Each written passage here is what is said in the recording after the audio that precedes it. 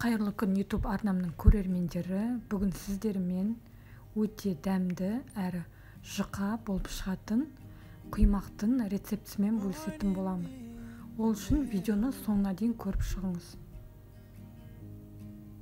Ең алдымен ыдысымызға жұмыртқамызды саламыз және де 2 ас қасық қантымызды салып, қант ергенше араластырамыз.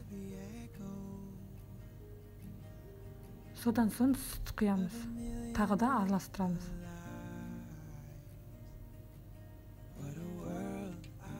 Және де бізде 1 стакан ұн, соның тек жарты бөлігін ғана қосамыз.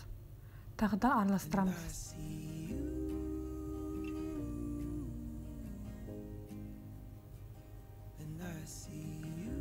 Және де 2 ас қасық сұйық май. Тағы да араластырамыз. Содан соң ыссы су құямыз.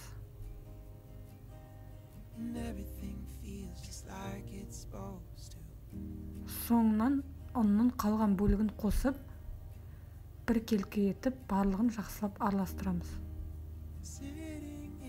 Және де жарты шай қасық тұз. Міне құймаққа да қамыр дайын болды.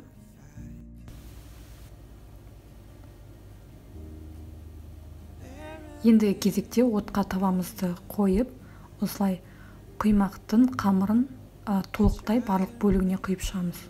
Және де қызарғаннан кейін екінші бөлігін пісіріп алу үшін аударып отырамыз. Міне құймақ осылай дайындалады. Барлығын дәл осылай пісіріп аламыз. Егер де сізге құймақтың үсті осылай тесіліп, әдемі болып шыққанын қаласаңыз, сұйық майды азырақ, ыссы суды көбірек құйсаңыздар, осылай әдемі болып шығады.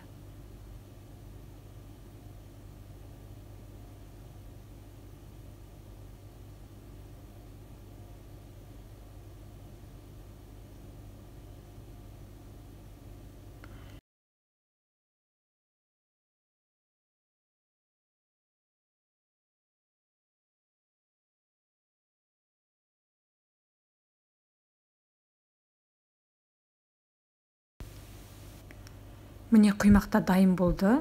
Өте әдемі әрі жұқа болып шықты.